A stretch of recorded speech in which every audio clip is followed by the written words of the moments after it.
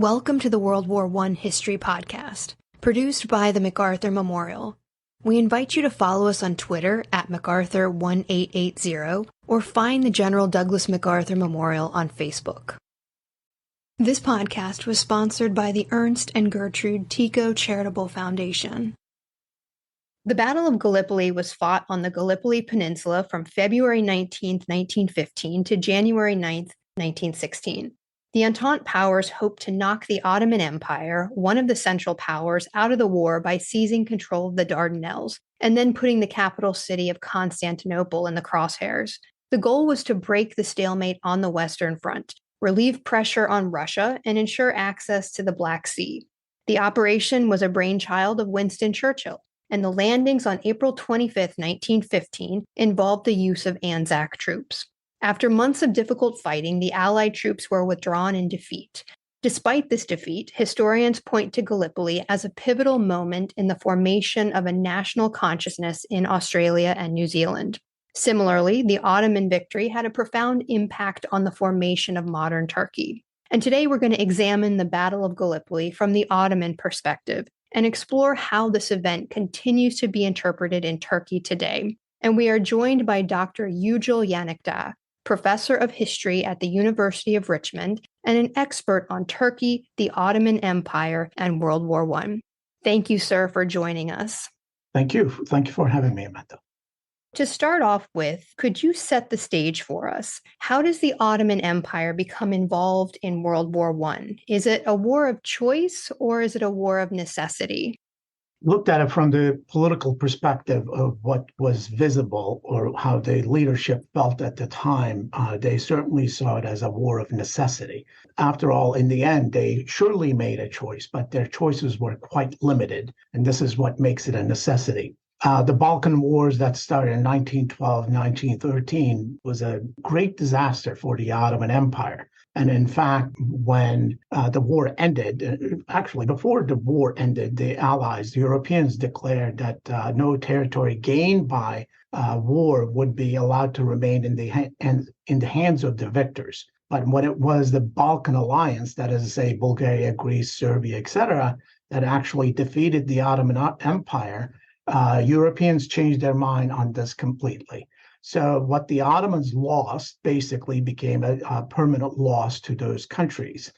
One of the reasons, I guess, the Ottomans felt vulnerable going into World War I was they felt that during the Balkan Wars, they had no allies in Europe. And immediately after the war, and especially during the July crisis in Europe, they started to look for allies. They reached out to the British, the French, and there are rumors they even reached out to Russia, the Russian Empire, but they were rebuffed by these powers and were told only to sort of remain neutral. And to the Ottoman leadership, this smelled of basically, another sign of European designs on the Ottoman Empire. And if the war started, an Ottoman Empire would become basically a territory to be divided among the victors. In fact, this was written on the wall from the Ottoman perspective. I'm going to reach out to another event back in 1907, actually. In 1907, England and Russia had divided Iran on paper in Switzerland into three territories. Russian influence in the north, British in the south, and center would basically in the control of the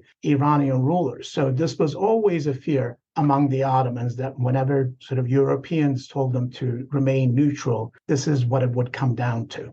So during the July crisis, initial sort of approaches to the Allies didn't result in anything.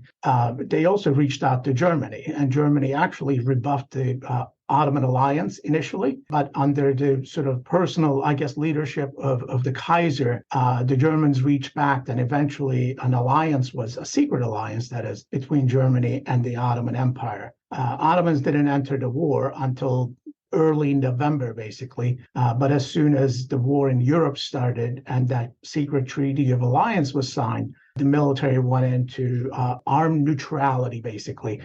Since we're talking about a pre-modern empire, it would have taken months to do that, and it actually took months to do that. So it is a decision in the end, but it's a decision that sort of could only go in one direction, which also makes it basically a decision of necessity.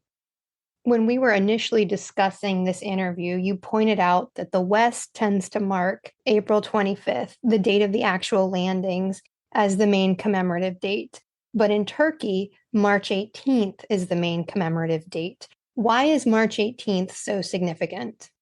So March 18th is the anniversary or the day of the naval battle when clearly the Allies were defeated in this naval battle. Although there is no real good explanation for this, and historians have searched for this, it seems that, well, there are some possibilities, so we can speculate. One, March is before April 25. So on the first anniversary of the naval battle, the Minister of War at the time, who was also the acting commander of the Ottoman forces, Enver Pasha, decided to commemorate the battle on March 18th, 1916.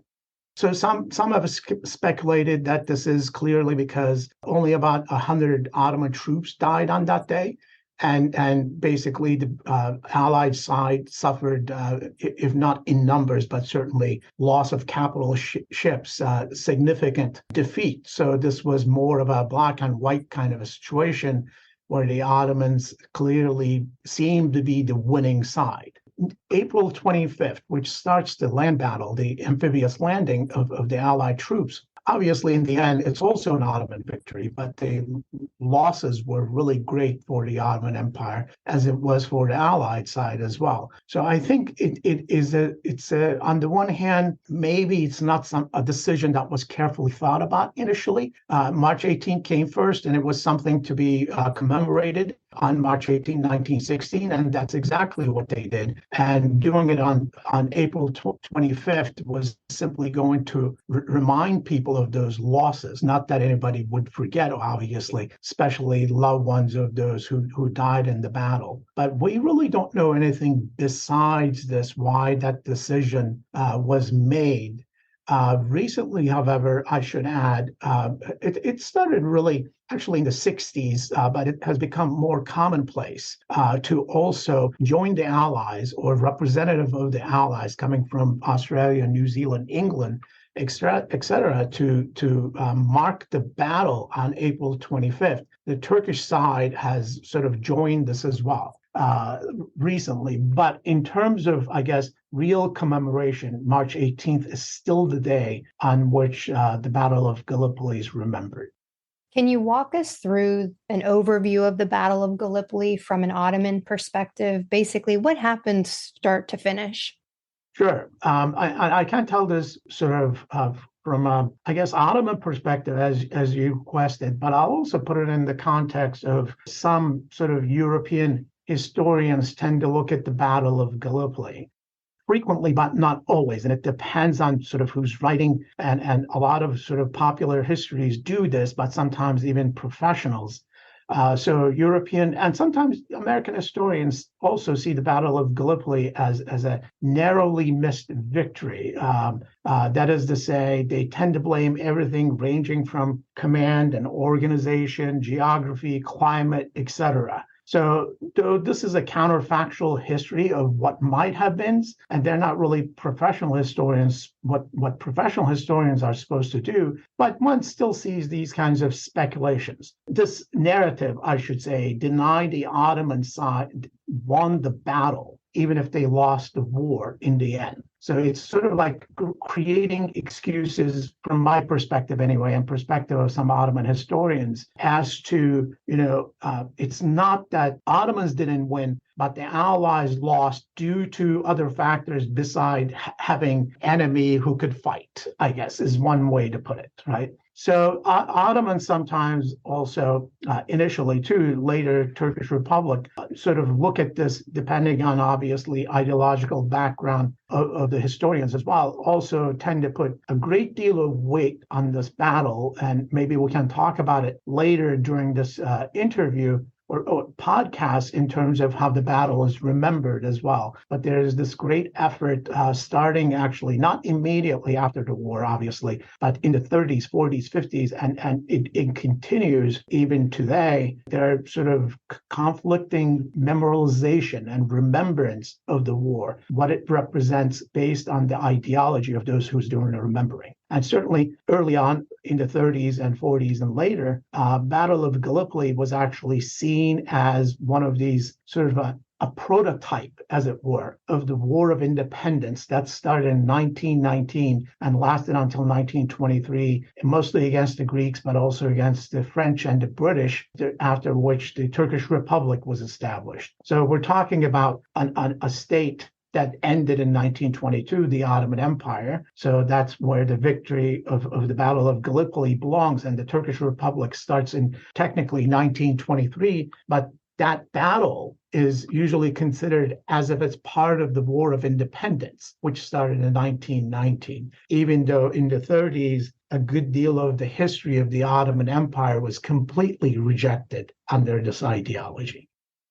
The Battle of Gallipoli, told from Turkish or Ottoman perspective, is somewhat different than, I guess, the Western sort of view of this history, European historians. And by this, I don't mean to include every historian. There are certainly historians who are much more careful and critical. But what I was saying earlier about the sense of narrowly missed victory from the Allied perspective sometimes colors sort of the interpretations of how the battle was fought and how it was an Ottoman victory. So some of these sources, as I said, or histories, there's this tendency sometimes, maybe we can call them old-fashioned histories, to deny any sort of agency, should we say, to the Ottoman military, that this might have been a fair and square battle, and they won it with their physical labor and their willingness to commit to the war. And some of these kinds of histories also sort of, if they must give credit to the Ottoman side, they tend to give credit to the German general who was in charge of Fifth Army, which was in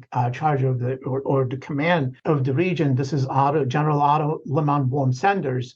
This is frequently encountered in European histories of the Battle of Gallipoli, that yes, if some credit must be given to the Ottoman side, that credit generally goes to able sort of leadership of the Germans who were there, which also, again, denies any agency to the Ottomans as well. But when we look at the detail from the Turkish side, from the Ottoman side, in fact, when histories were beginning to be written towards the end of the war, Otto Liman von Sanders, who obviously remained in the Ottoman Empire until the very end of the war, he, by the way, came to the Ottoman Empire in charge of the military mission that was to train the Ottoman military.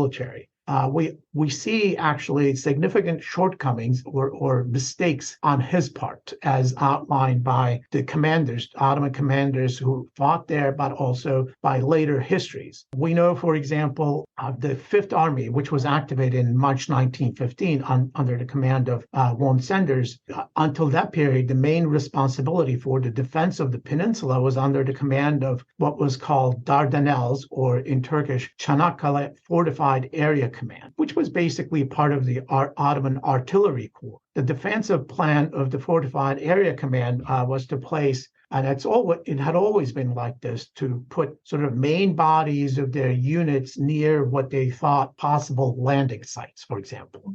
Then they would keep small reserve units some distance away, so then those reserve units would run over to wherever they were needed. When Liman von Sanders came, he sort of, after a brief sort of inspection of the area, and I think sort of reflecting the attitude at the time, dismissed the Ottoman plans as old-fashioned and completely reversed what he wanted to do in terms of the defense of the area. So instead of having the large units at areas predicted to be landing areas, he decided to put small units all over the place around possible landing sites and kept the main bodies in reserve, usually some distance away from wherever these landings might take place. He also predicted, for example, two areas that were quite different than what the Ottoman Fortified Area Command thought that the enemy would land. And eventually they actually landed in those places, give or take a mile. But von Sanders thought they would land in a completely different location, and it turned out to be completely incorrect in that sense. And it took him about a couple of days to recognize that he was wrong about this, which meant losing of time. And it also turned out, once the Allies landed on April 25th, and it became visible where they were landing either as the main landing or as diversion, it took significant amount of of time to get the main bodies of soldiers to these landing sites because the area terrain, there was not enough transportation. There were not enough good roads. So this caused significant delay in getting those troops to those locations where they were needed. So in the end, we could say, basically, if the area command plans had been in place, and I don't like doing these counterfactual histories, but I guess sort of we can permit just a little bit of it in this instance to say basically that ANZAC landing in what became ANZAC Code eventually would have been possibly prevented altogether at that point if there were large units. And he also, by that I mean Liman von Sanders, gave instructions that nobody was to act on their own initiative without confirming things with him, which clearly slowed things down because on April 25th, after sunrise, he decided to leave his command post, for example, to go to other places. Meanwhile, messages were coming from possible landing sites and asking for permission to stop the enemy. And obviously, this resulted in significant amount of time loss. Initial fighting was quite fierce, obviously. The Ottoman side worked quite hard at it, denying the Allies any beachhead, and occasionally those sort of small victories were gained by the Allied side. Obviously, this eventually led to what we call the stalemate, and the battle turned into trench warfare. Was not something the Ottoman side certainly had any experience with. And one could say the same thing, I suppose, about the Allied troops, even though the trench warfare had been going on in Europe, but these were units clearly not coming from the Western Front. So what happened basically was, small gains of territory on each side, bloody battles, and based on the decisions and strategy of Liman von Sanders, when each side dug in, there were numerous attempts to dislodge the enemy from the Ottoman side. Obviously, with artillery bombing of the area when the Ottomans attacked in close formation, it resulted in significantly heavy losses on the Ottoman side, much to the fear of the Ottoman officers themselves that the troops were being needlessly wasted and there was no way to lodge the enemy. So this back and forth continued. And eventually the Ottoman side, and I guess we can say certainly Liman von Sanders came to the conclusion that this was nothing but wasting of human life. And in fact, some of the high-ranking Ottoman officers in the area went behind Liman von Sanders' back to appeal to Enver Pasha to get him to interfere in this needless loss of life. But Enver, I suppose, siding with Liman von Sanders, did not interfere. Eventually, the British side decided that they were going to try, both in May but also in August, a number of other sort of landings or attacks. But most of these obviously resulted in sort of losses. And eventually, by, you could say, mid-fall of 1915, the Allied side was contemplating withdrawal from the area. And by December, they certainly started to do this. Ottoman sources sort of indicate that there was a sense among the Ottoman officers that this might have happened, but I guess maybe they were also thinking it as wishful thinking, so they didn't necessarily follow up on it. So in some sectors, certainly, Allied withdrawal and was sort of a surprise to the Ottoman side. And once that happened, obviously, Ottomans were quite ecstatic that the battle had ended in victory and the Allies had withdrawn. They maintained some of the troops there just in case Allies came back, but they were also needed in all kinds of places, including on the Syria-Palestine front in eastern Anatolia against the Russians. And this is something that historians and some of the officers at the time criticized Enver Pasha for, but Ottomans also sent some of these troops either directly from the Battle of Gallipoli, or at least those who served in the Battle of Gallipoli, to European fronts to help either Austro-Hungarians or the Germans. So they went to Galicia front and to the Romanian front as well. The Ottoman Empire was a multi-ethnic, multi-religious society. Did the Ottoman army that fought at Gallipoli reflect this? And what was the composition of those forces? It's difficult to give exact numbers about this question. We basically don't know. And in fact, I looked into this myself, but I studied from a sort of an indirect perspective. I studied prisoners of war in British and Russian hands. And I looked at the ethnic makeup of those who were taken prisoners, because we don't necessarily know of the nearly 3 million men who were conscripted in the Ottoman Empire from 1914 to 1918. These kinds of things were not necessarily written down. They didn't have statistics, or at least they didn't worry about it. But at least from this indirect perspective, it seems like nearly 60% of the Ottoman troops were people who identified or were identified by authorities, or by the British in this case, as ethnic Turks. Those ethnic Turks could have included people who might have sort of been ethnic groups who came from the Caucasus, for example. We can include Circassians in this. We can include small groups like Chechens, etc. For example, they didn't differentiate between Turks and Kurds. Either the British didn't, for sure. But that 60% could include those other groups as well. Since Ottoman Empire was a multi-ethnic, multi-religious empire, of course, it also included Arabs who came from Arab provinces, Syria, Palestine, Iraq, and certainly other regions as well. But along with those smaller groups of non-Muslim soldiers, mainly Greeks, Armenians, obviously also some Jews also fought in the Ottoman army. But the military made a decision at some point, and partially because of the distrust towards non-Muslim populations, to disarm the non-Muslim populations, ethnic populations, to have them serve in labor units. And some of these obviously served in the Battle of Gallipoli too, both as laborers but also as armed soldiers. We have accounts of Armenians, for example. We have accounts of ethnic Greeks who are serving in the Battle of Gallipoli. We certainly have accounts, obviously, of Arabs who served in the region as well. And these sort of recognition of the ethnic diversity of the Ottoman Empire was sort of, should we say, significantly more visible during the Ottoman Empire itself than it was during the Turkish Republic, because there was this great deal of effort put into sort of Turkifying, or holding the Turkish identity above everything else, which eventually resulted in sort of exclusion, or maybe more correctly, ignoring of the participation of other ethnic groups, because the Republic basically saw itself as a Turkish Republic and offered this Turkish citizenship to everybody who remained within its borders. And therefore, any Arab, any Kurd, any Armenian, the state saw from its perspective was also Turkish in that regard by virtue of citizenship. So when we look at histories from this time period, they will usually refer to the soldiers, Ottoman soldiers, as Turkish soldiers rather than Ottoman soldiers, or they won't readily acknowledge the ethnic diversity of the military. But more recent histories, more critical histories, obviously, this includes some of mine, recognize the ethnic diversity of the military as well. So tell us about Mustafa Kemal.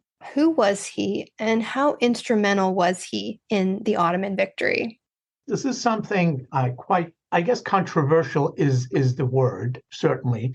And we can talk about the memory of the event, remembrance of the event, which sort of creates this issue, actually, right? So he was a colonel during the Battle of Gallipoli. He was in charge of the 19th Division, and he was actually in command of a reserve unit, much to his sort of disappointment, I guess you could say. And he was not supposed to act until Liman von Sanders or some of his people at the headquarters were to instruct it. So Mustafa Kemal actually, once the ANZAC landing starts and he hears from other Ottoman officers the landing is taking place, he decides that he must act immediately, because obviously any time passed will certainly create even larger problems, right? So he happens to be one of those people who ignored the orders of Liman von Sanders to wait for his instructions before making any moves, right? So he sends a message to the headquarters and moves his troops to ANZAC area to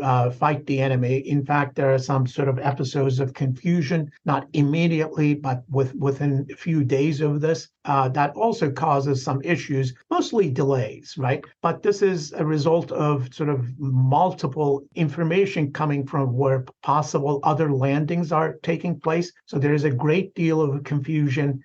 Some of them he believes, for example, to be correct, and he moves his troops there, but others turn out to be incorrect information, which causes delays, right? So this initial action is quite important in the sense that by moving his troops, they were able to stop the ANZAC troops from moving too much into the interior, right? So, but the issue is here that he's a colonel. He's not in charge of the battle. He will become just as important later on during the Anafarta battles when Liman von Sanders sort of recognizes, I suppose, his ability and puts him in charge of a significant number of troops there in a very important battle that eventually leads to the victory itself. But obviously, Mustafa Kemal is not fighting the battle all by himself. What happens with this issue is that a lot depends on one, who's doing the looking in terms of ideology, and it also depends whether this look at Mustafa Kemal is sort of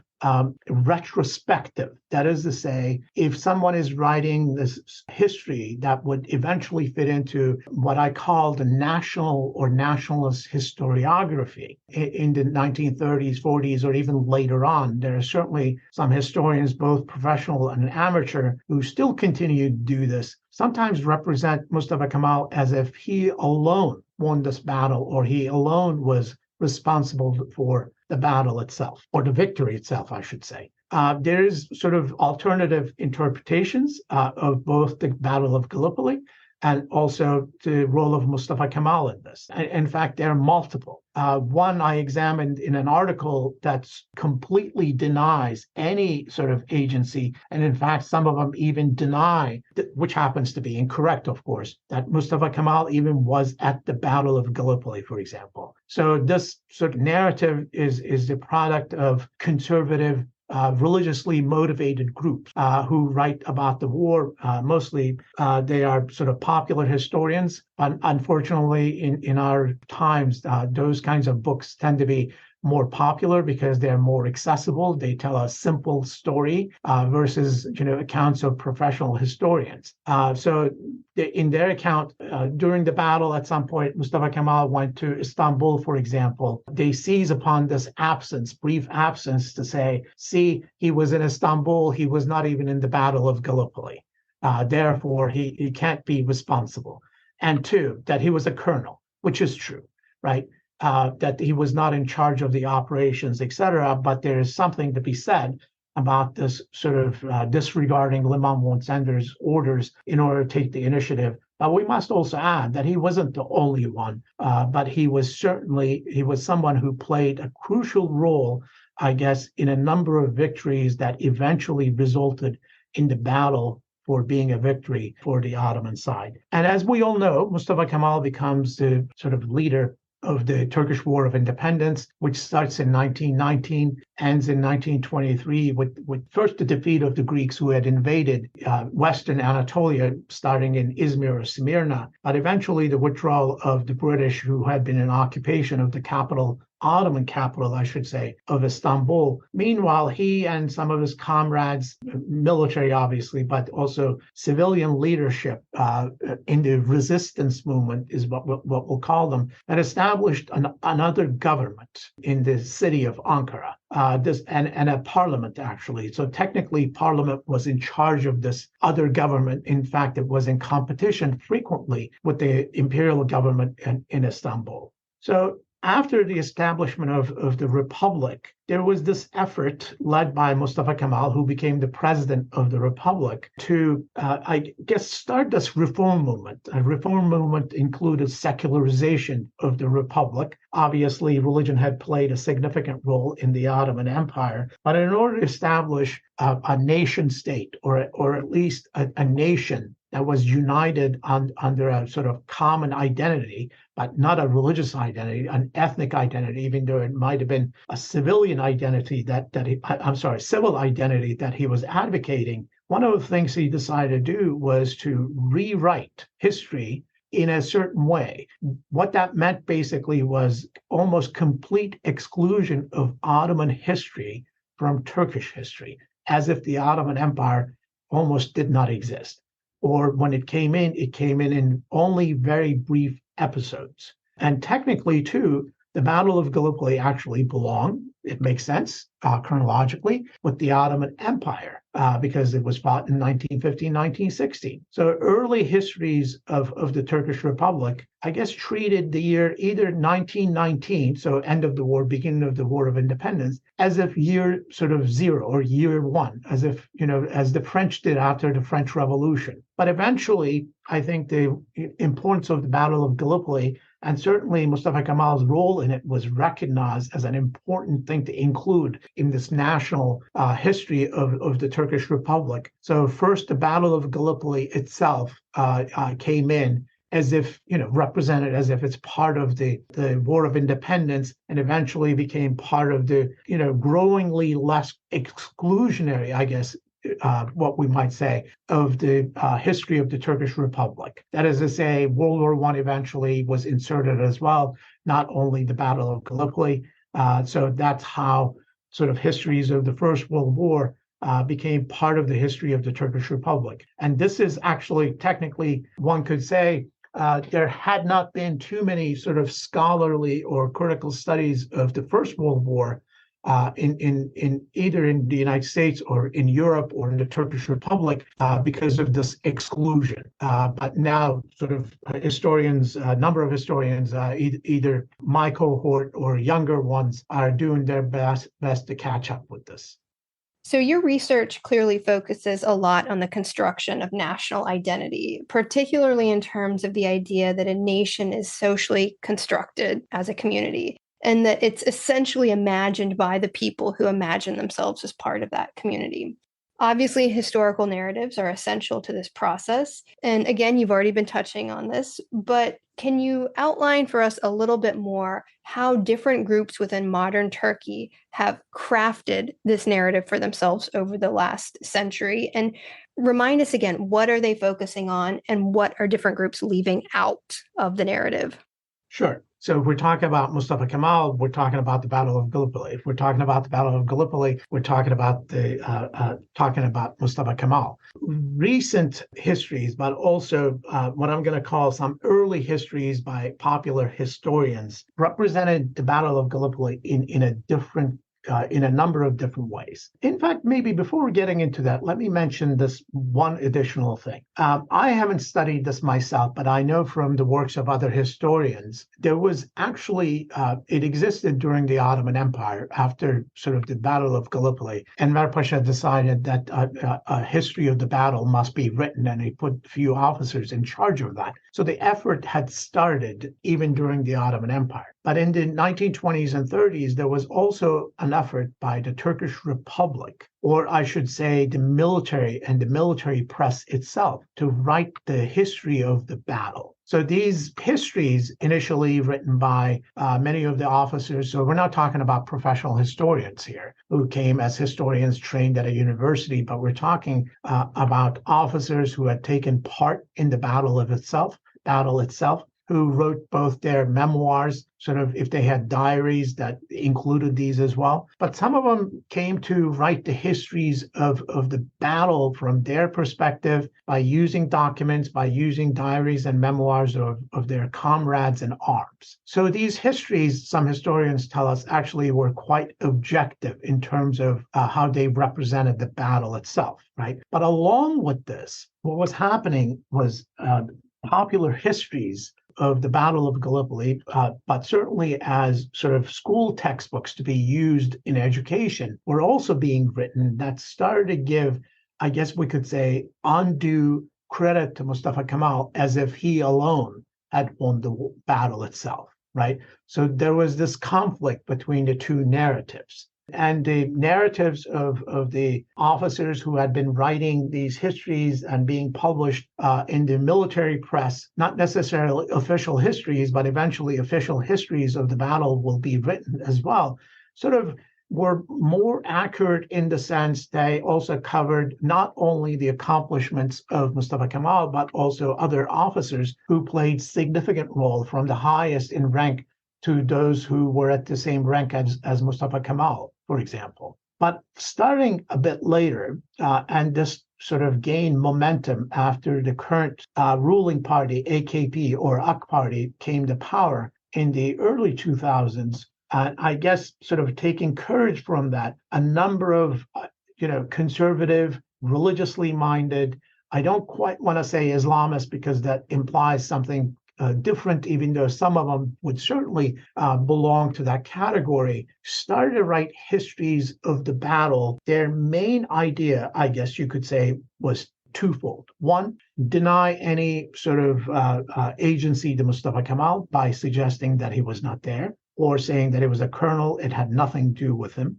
Some went as far as echoing the sort of histories of some European historians and German historians to say the commander in charge was the person who was responsible for the victory. That is to say, Liman von Sanders. So it's really odd that these people would be willing to give credit to Liman von Sanders, but nobody really on the Turkish or the Ottoman side. And there was this other effort, basically, that meant to challenge the earlier national or nationalist narrative, which argued that the soldiers there in Gallipoli were fighting to defend their nation against the invading and colonial imperial powers. So the motivation that the nationalist narrative pinned behind why the soldiers obviously fought valiantly and eventually won the battle was because they were motivated by the idea of defending their nation. So the conservative religious interpretation, actually,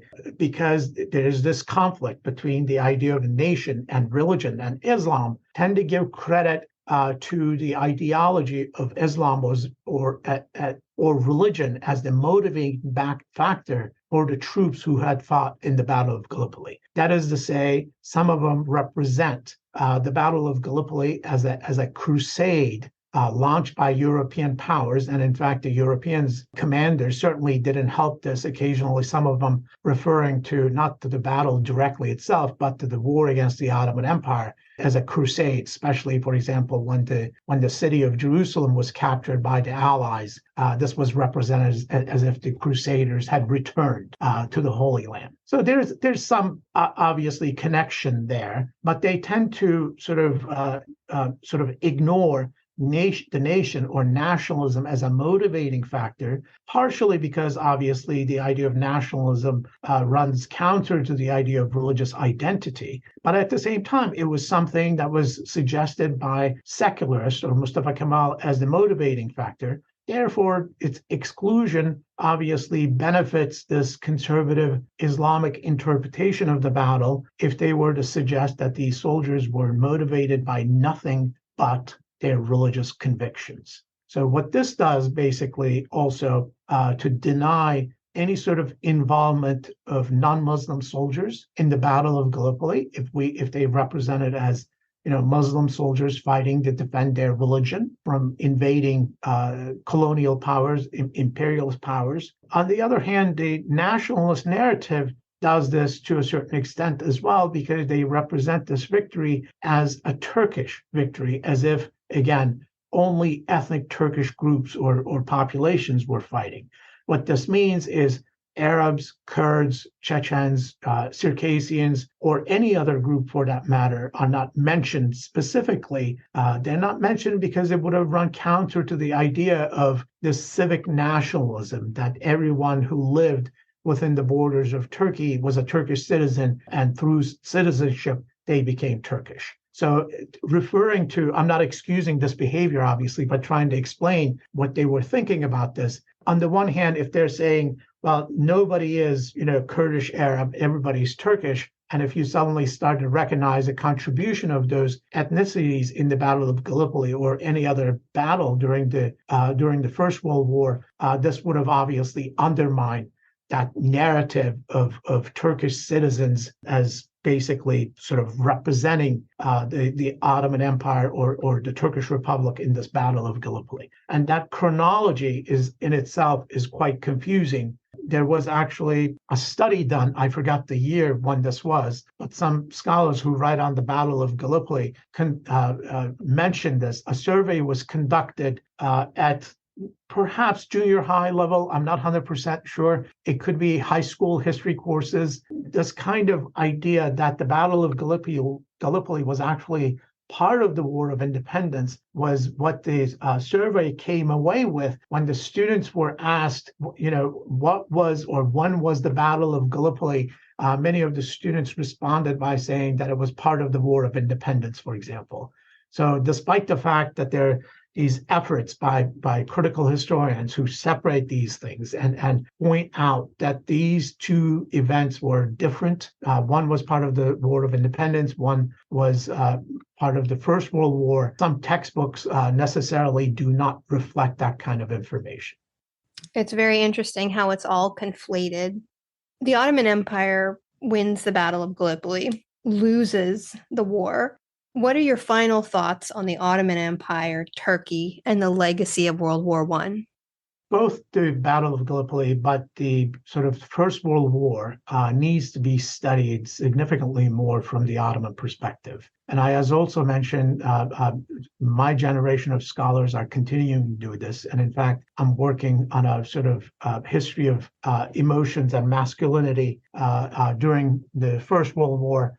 And there are a number of other scholars of my generation who are sort of about to, I guess, sort of come out with new publications, books, examining the war from different angles. And there are also a good number of younger scholars, either at dissertation stage or working on their first book, who look at the home front rather than the battlefront. I'm more interested on the battlefront itself, even if it means examining it as a history of masculinity and emotions. Now, what's important, I think, in terms of the Ottoman Great War is that something I could have mentioned earlier. In fact, it was on my mind to mention it, but it makes more sense, I think, in this context. The Ottoman Empire was mostly an illiterate society. In 1927, so something like if we look at the war ended, the Great War in 1918. So 9 years later was the first modern census under the Turkish Republic was conducted.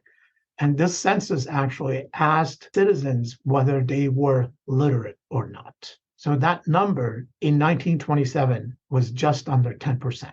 So this means during the First World War, it was probably, all we can do is guess, between 5 or 7%, or possibly even less, because one of the things the Turkish Republic did under Mustafa Kemal was to make education universal and free.